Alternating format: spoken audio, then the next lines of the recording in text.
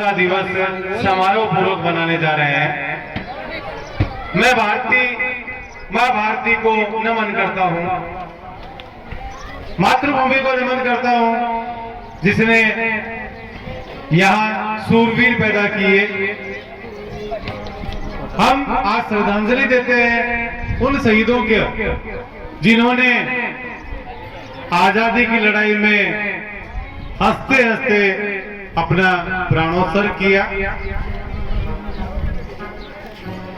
उनको सच्ची श्रद्धांजलि जब हम उनके पदचिन्हों पर चलेंगे। हमारे लिए ये कैसे हुआ, कब हुआ, काफी सारे बच्चे ऐसे होते हैं जिन्हें पता नहीं रहता है। ऐसा लगता है कि संविधान एक छोटी सी प्रक्रिया होगी, एक पुस्तक है जिसे चाहे जब बना लिया होगा। तो मैं बता देना चाहता हूं कि संविधान को बनाने में एक लंबी प्रक्रिया अपनानी पड़ी थी, जिसमें लगभग 2 वर्ष 11 माह और 18 दिन का समय लगा था। 100 से ज्यादा संविधानों का अध्ययन हमारे संविधान वेत्ताओं के द्वारा किया गया। उसके बाद उन संविधानों में वो सारी चीजें, तथ्य जो हमारे भारत के अनुकूल थे उन्हें अपना लिया गया, बाकी को छोड़ दिया गया। तो एक लंबी चिंतन के बाद में, वार्तालाप के बाद में, मतदान के बाद में इतने बड़े संविधान का निर्माण किया जा सका। भारत के संविधान की उद्देशिका है वो बहुत महत्वपूर्ण है। हम संविधान नहीं पढ़ सकते हैं, बहुत बड़ा है, लंबा है, तो हमें क्या पढ़ना चाहिए, उसकी उद्देशिका, प्रेम्बल को पढ़ लेना चाहिए।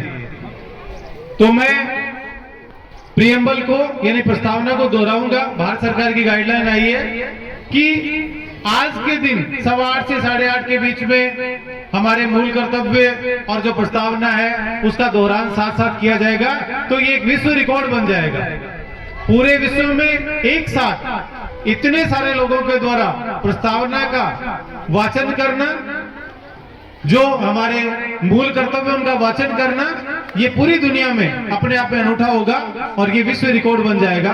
तो इसी कड़ी को आगे बढ़ाते हुए मैं भारत के संविधान की उद्देशिका है उसका वाचन करूंगा और आप लोग पीछे पीछे वाचन करेंगे। हम भारत के लोग भारत को एक संपूर्ण प्रभुत्व संपन्न स्वतंत्रात्मक गणराज्य बनाने के लिए तथा उसके समस्त नागरिकों को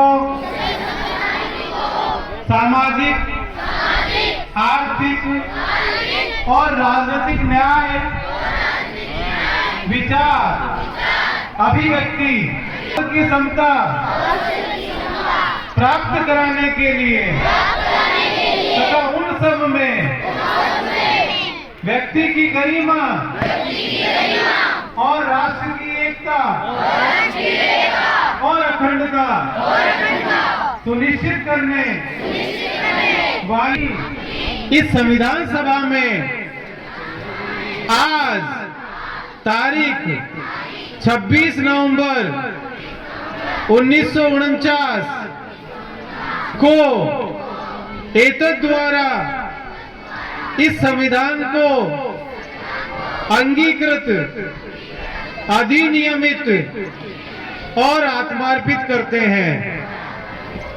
अर्थात इसका उद्देश्य ये था कि हम 26 नवंबर 1949 को इस संविधान को स्वीकार करते हैं। उस दिन सभी ने इसे स्वीकार किया और उसके 2 महीने बाद में 26 जनवरी 1950 को इसे लागू कर दिया गया। अब हमारे मौलिक कर्तव्य बताए गए हैं, 11 मूल कर्तव्य, पहले 10 थे, एक और बढ़ा दिया गया 2002 में।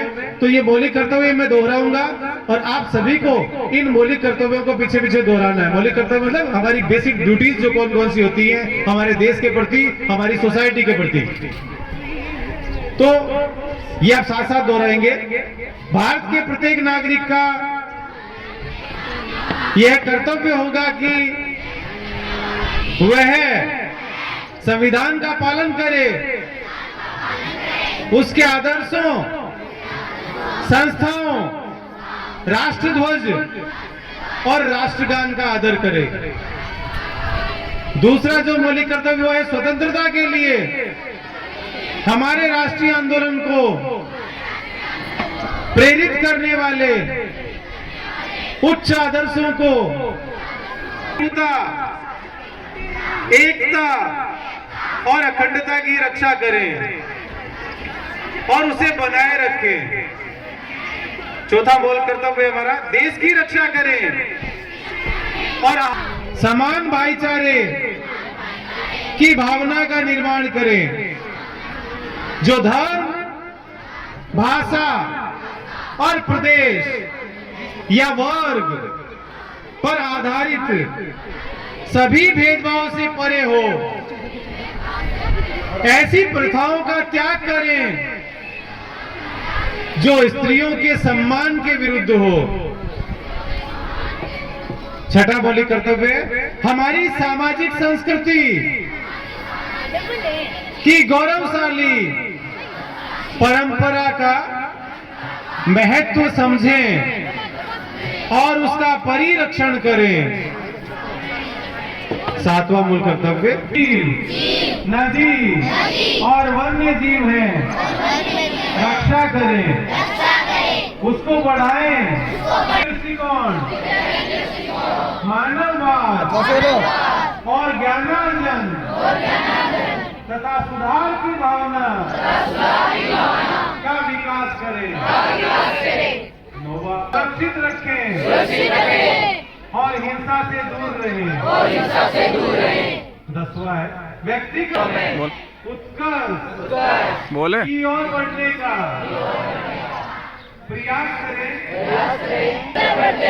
प्रयत्न और उपलब्धि की नई ऊंचाइयों को छू सके। 6 वर्ष से 14 वर्ष तक की आयु वाले अपने बालक या प्रतिपालने के लिए शिक्षा के अवसर प्रदान करें।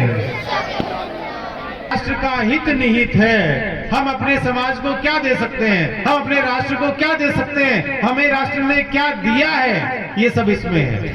हमारे बहुत मुश्किलों के बाद में, बहुत लंबे संघर्ष के बाद में इस जगह पे, इस मुकाम पे हमारा राष्ट्र पहुंचा है। एक लंबी छलांग लगाई है, लंबी उड़ान भरी है। चंद्रयान तक हम लोग पहुंचे, चंद्रयान के थ्रू चांद तक हम लोगों ने पहुंचने का प्रयास किया है। तो ये कोई छोटी बात नहीं है, हमारे लिए गर्व की बात है। इस भारत भूमि पर जन्म लेना